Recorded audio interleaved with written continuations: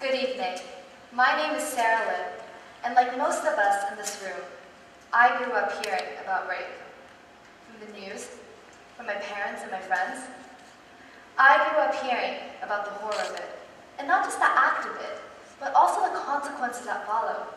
How rape, although it is an event, it doesn't really end. There is no getting over it, because even when the physical pain has left your body, the emotional scarring doesn't just disappear. It becomes a part of you, a part of your identity that haunts you. Just a few weeks ago in the Philippines, an 8-year-old girl was raped while visiting her father in prison. She was found sprawled on the bathroom floor, stripped naked from the waist down, with a rope tied around her neck. She was 8. She was only 8. And I apologize for this brutal description, but it is important for us to realize, for us to accept that rape, it isn't an issue of the past. It can happen to anyone, anywhere. It can happen right here in the ISB community.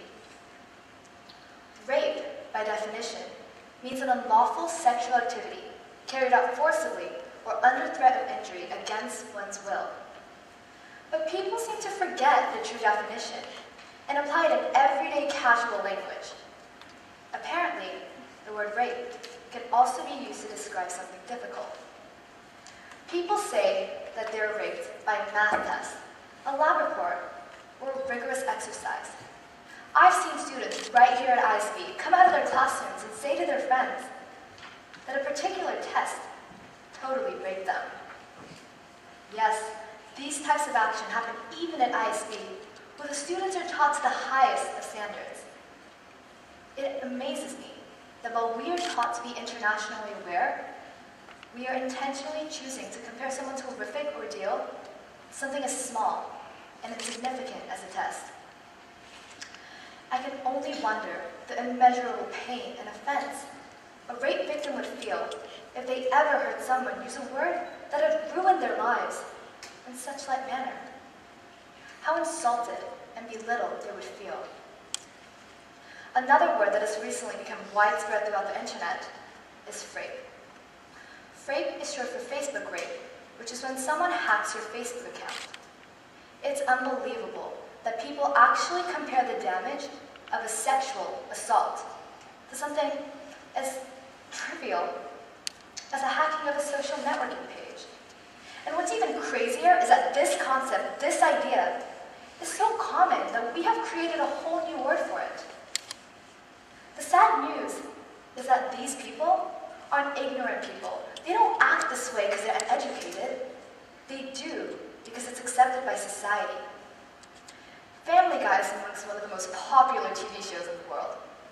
According to Weekly Top 30 programs, it had an annual viewing of an astonishing 7 million in 2013. On one of their episodes, Stewie, a main character, prank calls someone and says, "Hey Mo, your sister is being raped." Some of us have sisters, all of us have mothers, but either of those two people being raped, something to joke about. How is hearing that someone who you love, someone who means the world to you, has been violated as a person something to joke about? What kind of a message do you think it sends the viewer when such an influential TV show portrays rape in such an inappropriate manner? And we wonder why rape cases have been augmenting like crazy in the past decade.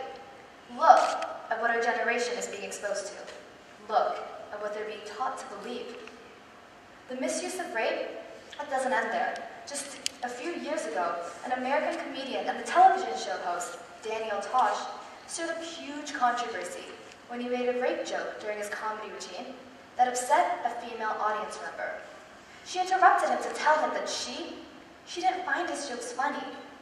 And his response to her was, "Wouldn't it be funny if that girl was raped by 5 guys right now?" It is disgusting that a human being would ever wish upon an act so horrifying such as rape on another person. Listen to the words of Angie, a rape victim at Amherst College. "I stopped eating. I stopped sleeping. I secretly hoped that one day on my heart would just stop, so no one would have to see me again. I wasn't worth anything anyways. How? How can you hear that? How can you listen to that and still find it funny to want someone else to feel that type of pain? The list continues. Just a year ago, the director of CBI, which is a police agency in India, made a speech comparing gambling to rape.